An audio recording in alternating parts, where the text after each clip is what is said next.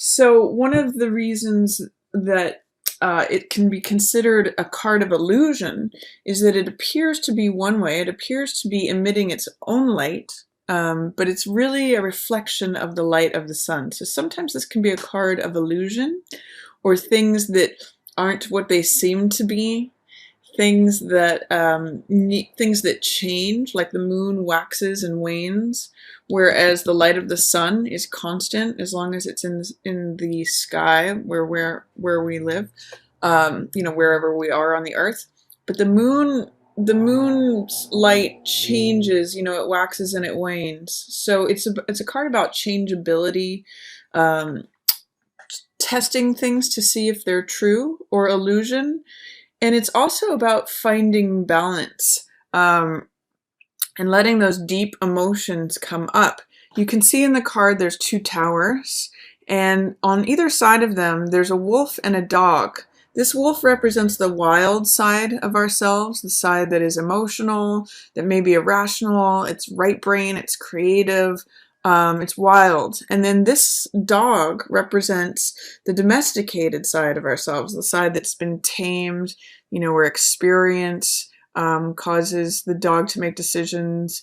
It's more like left brain. So it's really a balance between left brain and right brain. And what this symbol represents, this lobster or crab that's coming up from the depths of the waters always represent emotion. And so this crab or this lobster represents deep emotions coming up to the surface and allowing them in the soft, gentle light of the moon to come up, to find that balance, to find out what is true for you, to find out what it is that you feel. Sometimes I look at this as a Jungian archetype of, or symbol for the subconscious, or subconscious feelings coming up for analysis, for testing out between the left brain and the right brain, saying what is true, what is changeable, and what is solid, what's illusion and what's real. What do I feel versus what do I think? So when this is in the reverse position, what it's saying to me, Aquarius,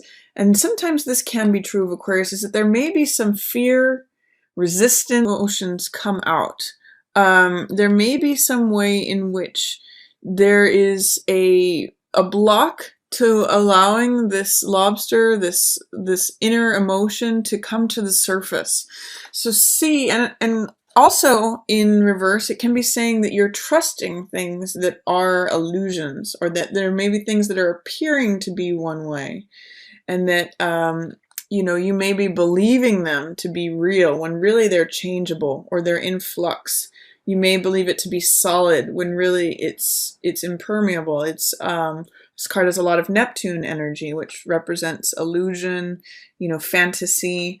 So see, when this card's in reverse, see if you can tune into what your feelings are. Allow those deep subconscious feelings to come up for review, and don't believe in things on their first appearance. Stick around to see what's tried and true. Don't base something on just the light of one particular night or one particular day. See if you can go the full cycle of something and let it be seen for what it is. You do actually have the truth showing up for you. So there is a way. This card is Ace of Swords, which is a new beginning. It also represents your element, Aquarius, which is the air element, which has to do with the mental realm. So it has to do with thoughts, analysis, logic, reason. And when Ace of Swords shows up, Ace of Swords is the card that I call truth with a capital T. And so it's victorious, it's clear, it's sharp, it cuts through any nonsense. It's just real. And so when this card shows up, I often call this card the truth will set you free. It's like an Excalibur card. There is an alignment with the truth here at the beginning of August for you. And you can basically cut through whatever fog is going to be happening. It's saying to me with these two cards is that you will not tolerate illusion. You will not tolerate falseness. You're going to be looking at what is real, what is true, what is absolute. That's another card. And there's a new beginning here, a new alignment with the truth. Whereas in the past, you may have believed in things that were not real, may have gone along with certain fantasies, may have been sort of going along with deep-seated feelings that cause you not to see things clearly. You know, the light of the moon illuminates things, but not in a clear way. But now this is like the clear light of day, Ace of Swords. So there may be some truth that you are recognizing at the beginning of August. See if you can align yourself with this, because it is very clear, crisp energy, and it's the beginning of a new era of sort of like the new light of day. Aces are always new beginnings. So it's a new cycle of alignment with the truth. What's also going on, Aquarius, is you might be thinking about joint finances with someone who's a love partner or in a love relationship.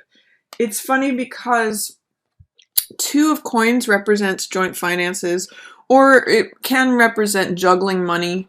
In the Rider-Waite, this is a juggler and he's standing on one foot.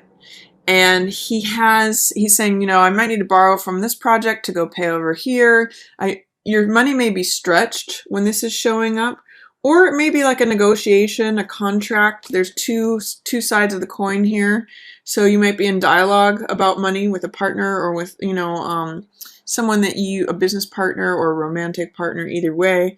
You could be talking about money. Two is often a card of dialogue. And it's a card of real flexibility. So it says be flexible, be open.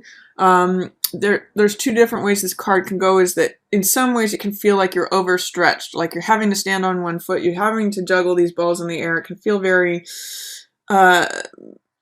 precarious, or it can feel unstable. But it's also a card of flexibility and fun. So it can mean like, here I am standing on one foot, juggling these balls, watch me do it. I'm so capable that I can do all of this. I can change on a dime. I can go up or I can go down. I can go left or I can go right. I can adapt to my changing circumstances. So see if you can adapt a sense of fun, because that's available in this card. Or it could be stressed out. So just be flexible. This card, Knight of Cups, is a card of the message of the heart. So it can be a romantic partner. It could be you expressing your romantic feelings. Cups represent the heart and emotions. So it could be expressing a message of love to someone else, or it could be receiving a message of love. And often this is a water sign. So Scorpio, Cancer, or Pisces could all be showing up as this card. And they're usually, you know, clever, romantic, creative, playful types, these knights. But they're in the reverse position. So I'm getting the sense, for some reason, that they're not really taking you serious. Like if you're saying, we need to have a talk about money, honey. You know, I'm getting the sense that if your partner's a water sign, they're like, yeah, whatever. We'll get around to that. I'm just going to go be a knight. I'm going to go be carefree and playful and romantic and fun. And then that you're trying to have a serious conversation, but they're not seeing eye to eye with you on that, or they're not showing up. For some reason, there's some way that the message of love, the messenger of the heart, or the person who is the water sign, who is in the heart position to you, they're not seeing eye to eye with you. You're pretty much in alignment with the truth, like, oh my God, we're getting down to our last penny here, or we need to adjust our budget, or you're just being very realistic in terms of talking about finances, addressing the finances, whatever's going on, and they are not really wanting to hear it. They're not really addressing it with you, or there's some sort of way that the message of love is not coming through. So you might have to just know that they're coming from a place of they're not really recognizing things right now. They're not being realistic. But you have this truth showing up. So perhaps you need to be the one who's being adaptable, flexible, and addressing the issue of assets, money, partnership, finances, that sort of thing. I wouldn't recommend at this point, Aquarius, if you are thinking about getting into a partnership, especially financially, with a young water sign. They're not really going to be respecting what's going on as far as assets. You know, you might want things to be balanced and even, and they're not, they're in the reverse position, so they're not really hearing that. There is at the middle of the month, there's something that may be ending, Aquarius, and you may need to take some time out to think about it or reflect upon it. This card is death, which does not necessarily mean a literal death. A lot of people are afraid of this card, and there's not really any reason to be afraid of it. It's just the ending of a cycle. And that's part of nature, that's a part of life. You can see with this rose, there's no rose that has lasted forever. A rose blooms, and then it dies, and then the seeds create new life. So, you know, birth and death are really opposite ends, or they're the same, they're opposite ends of the same process, and they're necessary for each other. So all that death signals is it's the end of a certain cycle of something. And I see in some ways that you may have known that this is coming. You may not have seen this coming, but because it's in the upright position, it's coming through forthrightly. It's coming through honestly. It is something that's wrapping up, something that's closing out, and it's basically showing that you just need to have an allowance for the petals to fall off of this rose. Death, which is time, is coming and cutting the rose, and it's really allowing for new life to happen. There may be some sadness that you have about acknowledging the end of this cycle. This is Five of Cups, and you can see in this figure that there's grief. You know, he's sad about the 3 cups that are spilled in the foreground, and it may be related to this loss or the ending of the cycle. But you can see in this card that in Five of Cups, if you turn around, there's always there's more love available to you. If you can take your focus off of what is lost, there's still 2 more cups standing and waiting for you. So this is really a card of just mourning, of being sad, of grieving over the loss. And the sense that I get is that you're going to just need to take some time out, Aquarius, to rest. You may be resisting taking a time out, but you really just need to have some R&R. That's what this card is about. This card is Four of Swords, which is, you can see there's a soldier here who is resting. He's taking time to regain his strength to fight another day. This is a real card of reflection, of being quiet and taking time to think about things, to just let your experience wash over you. It's a card of inaction and not you know, it's putting down the swords, to just reflect on things, take a time out, take a breather, sometimes go on retreat is what is indicated by this card. And with these cards in reverse, what it's saying is that you may have in the middle of the month some resistance, some fear, some doubt about actually taking time out to process and think about whatever cycle completed here, or whatever was lost here, whatever has come to a natural end. See if you can take a time out to let yourself grieve about it. Let yourself acknowledge and just recoup and regather yourself, because these things are necessary. These are part of what's going on. And in the reverse position, it says you may not be allowing yourself time to grieve, or time to think about things, or reflect, or just be quiet, like take a time out. That's gonna benefit you, Aquarius. So this is what's showing up for you.